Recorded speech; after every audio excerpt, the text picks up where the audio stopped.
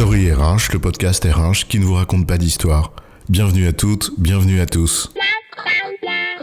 History is made of stories. Dans cet épisode, nous allons voir qu'apprendre est nécessaire pour pouvoir faire société. Bah, quoi ça sert d'apprendre? Je suis plus à l'école, c'est fini tout ça, le bac, les diplômes, les révisions. C'est bon, ça suffit maintenant, si c'est pour rester assis derrière un bureau, à écouter la bonne parole d'un autoproclamé expert, ça va 5 minutes, mais honnêtement, je suis très très bien sur mon canapé. C'est vrai que dit comme ça fait pas rêver. On aurait bien aimé rendre ça plus cool, en mode test and learn, pour que ce soit hype, in, à la mode, mais vous connaissez notre aversion pour les buzzwords. Alors non, on va bien parler d'apprentissage, et de notre responsabilité d'apprendre, même en dehors des bancs de l'école. Apprendre, une responsabilité individuelle pour faire société, c'est quoi l'histoire ? Apprendre, c'est un processus, une sorte de boucle qui devrait être sans fin.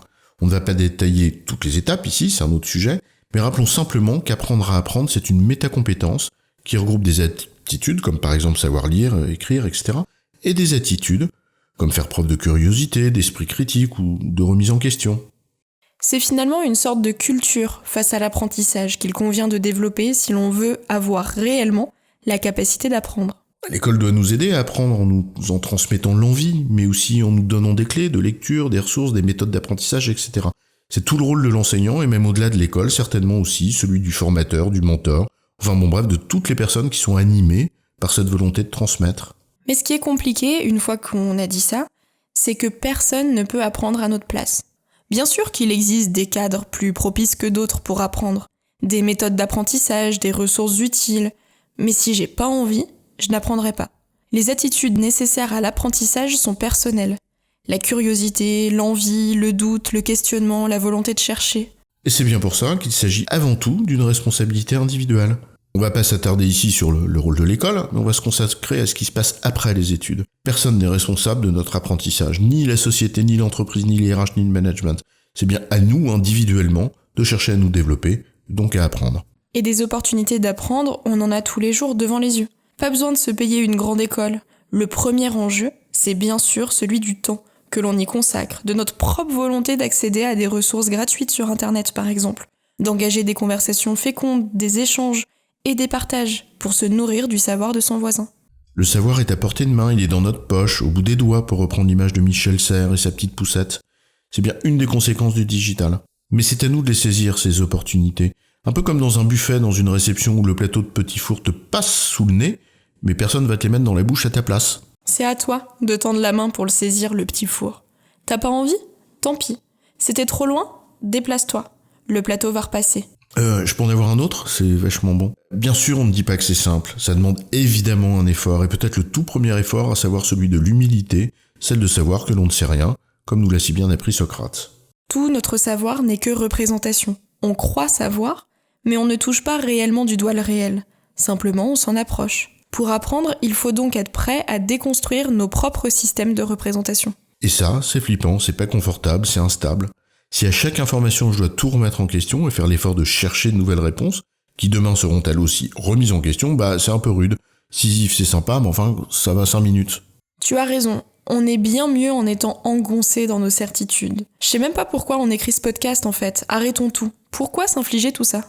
En fait, cet inconfort ne relève pas d'une forme de sadisme, mais bien d'une nécessité, et ce à 2 échelles. D'abord à l'échelle individuelle.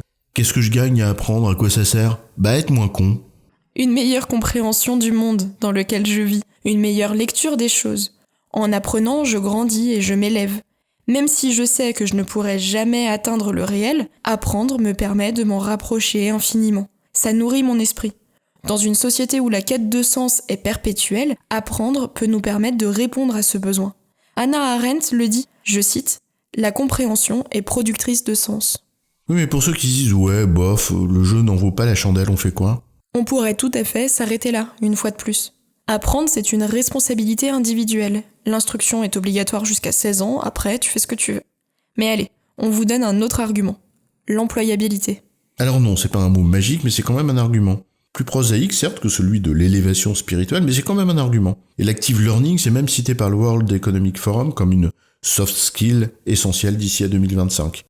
Au-delà de l'argument d'autorité, c'est le World Economic Forum qui l'a dit, apprendre, c'est la capacité à lire le réel, pour mettre à jour nos systèmes de représentation. C'est donc clé sur un marché du travail mouvant, où l'on sait que les métiers n'auront de cesse d'évoluer, et où notre capacité à nous adapter à ces évolutions et à développer de nouvelles compétences constituera un atout majeur. Apprendre, c'est finalement une des conditions de notre adaptabilité ou agilité. Et hop, encore un buzzword. Et ça nous renvoie à la deuxième échelle, l'échelle collective. Apprendre n'a pas seulement une finalité individuelle, que ce soit la satisfaction de notre besoin de sens ou notre envie de faire carrière. Apprendre, ça a aussi une finalité collective. C'est un devoir en tant que citoyen, en tant que membre d'une société, quelle qu'elle soit. Le monde évolue, nous devons évoluer avec lui. Le regarder tel qu'il est et non pas tel qu'il était ou tel qu'on voudrait qu'il soit. Et la première étape de cette lucidité de l'optimiste qui regarde la réalité en face, c'est bien la capacité à apprendre. Et si nous voulons entreprendre, si nous voulons prendre part à ce monde qui se joue autour de nous, ne serait-ce qu'en consommant, en allant voter par exemple, alors nous nous devons d'apprendre, c'est-à-dire progresser nous-mêmes. Apprendre en tant que devoir citoyen constitue finalement les fondations de notre capacité à progresser collectivement. Apprendre nous pousse en fait à faire société, sans s'enfermer dans un entre-soi exacerbant nos individualités, aux dépens de ce qui nous unit collectivement, en tant qu'humains, notre capacité à penser. Apprendre, c'est s'ouvrir à l'autre, au monde, c'est accepter de le faire entrer dans notre système de pensée. Comme le dit notre ami Patrick Bouvard, apprendre, c'est, je cite, « entrer en amitié avec ». C'est un principe de civilisation.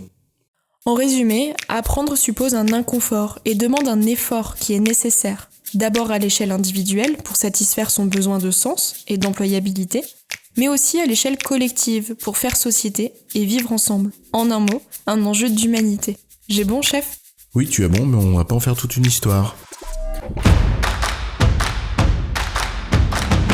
Story RH, le podcast RH qui ne vous raconte pas d'histoire. Retrouvez tous les épisodes sur storyrh.fr.